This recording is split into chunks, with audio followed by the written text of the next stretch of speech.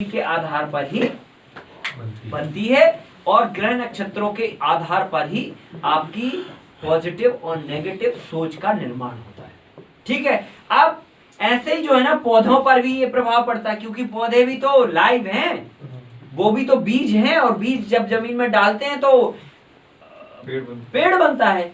मतलब इसका मतलब ये है कि पौधों का भी निर्माण 5 तत्वों से हुआ है। जो जन्म लेता है और जो मरता है वो सब 5 तत्वों से मिलकर बना होता है। चाहे बिच्छू हो, चाहे मच्छर हो, चाहे पंखी हो, चाहे जो भी हो संसार में, चाहे पेड़ हो, चाहे पौधा हो, चाहे वनस्पति हो, चाहे जो भी हो, ये सब 5 तत्वों से मिलके बने होते हैं और इन सभी के पास सभी इंद्रियां होती हैं। समझ रहे ना? हाँ, लेकिन ये बोल नहीं पाते हैं आपकी तरह। ठीक है कि नहीं? बाकी सब करते हैं आपकी तरह। ठीक है, और इनमें सब होता है आपकी तरह। तो कौन सा बीज कब डालना चाहिए, ठीक है, ताकि उसका प्रभाव, ग्रहों का प्रभाव उस समय पॉजिटिव रहे। क्योंकि आप जब पैदा होते हैं तो आप तो अपना कैलकुलेशन कर नहीं पाते कि हमें कब पैदा होना है, ताकि जब हमारे ग्रहों का प्रभाव पॉजिटिव रहे। ये तो आपके कंट्रोल में है नहीं, लेकिन बीज डालना आपके कंट्रोल में हो सकता है कि आप कैलेंडर में तिथि देखकर बीज डालें कि साहब ये तारीख को बीज डालेंगे तो ग्रहों का प्रभाव पॉजिटिव रहेगा, तो उन पौधों पर, उन फसल पर हमेशा स्थिति ग्रहों की पॉजिटिव रहेगी, तो कीड़े उसमें कम लगेंगे या बीमारी उसमें कम आएगी या मौसम परिवर्तन का जो प्रभाव है वो उस पर कम पड़ेगा। ये है इसका साइंस। तो टाइम मैनेजमेंट में आप कैलेंडर के हिसाब से आप अपनी फसलों की बुआई करें। इस कैलेंडर में आप देखोगे तो जनवरी से लेकर दिसंबर तक, और इसमें तीसरे नंबर के कॉलम पे लिखा हुआ है बीज, फल, अनाज, दलहन, तिलहन, वृक्षों की रोपाई। ठीक है, फिर लिखा है कंद, मूल, आलू, इस तरह से गाजर, मूली है ना, इसकी रोपाई। फिर लिखा है फूल टाइप के जो पौधे होते हैं उनकी रोपाई।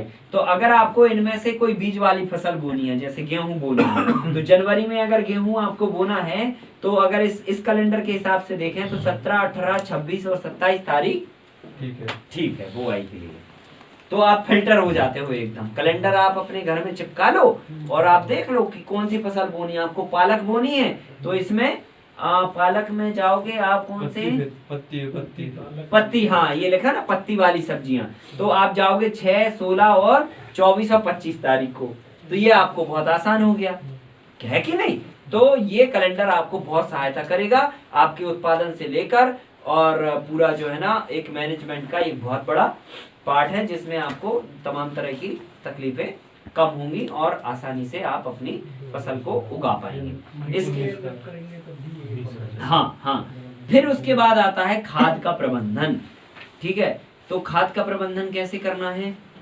खाद का प्रबंधन आपको करना है, एक तो सॉइल टेस्टिंग एक तरीका है। तो सॉइल टेस्टिंग में जो है आप जो है पहले क्या करोगे, वैसे तो सॉइल टेस्टिंग कराने की जरूरत नहीं है।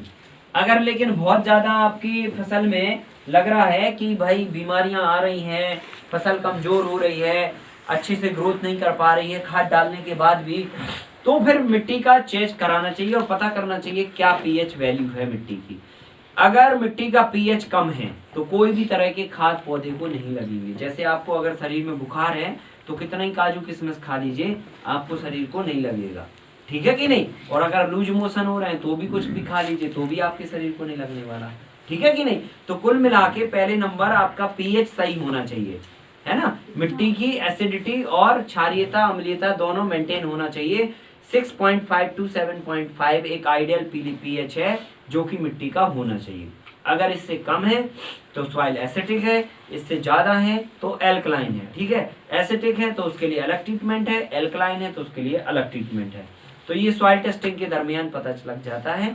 अगर ऐसा सिम्टम्स आपको दिख रहे हैं कि खाद डालने के बाद भी फसल ग्रोथ नहीं कर रही है तो फिर कुछ ना कुछ गड़बड़ है, वो चेक कराओ। ठीक है, एक बात। दूसरी बात, अगर आप कंप्लीट जैविक खादों का इस्तेमाल करते हैं तो फिर आपको सॉइल टेस्टिंग कराने की जरूरत नहीं है, और कंप्लीट जैविक खादों का इस्तेमाल करोगे तो आप खाद का मैनेजमेंट कर डालोगे। तो ये है खाद के मैनेजमेंट की बात। फिर आती है लास्ट, तो सॉइल टेस्टिंग नहीं करना चाहिए। सॉइल टेस्टिंग कराने की खास आवश्यकता नहीं है। उस कंडीशन में आप करा सकते हो जैसे हमने बताया आपको कि भाई मिट्टी में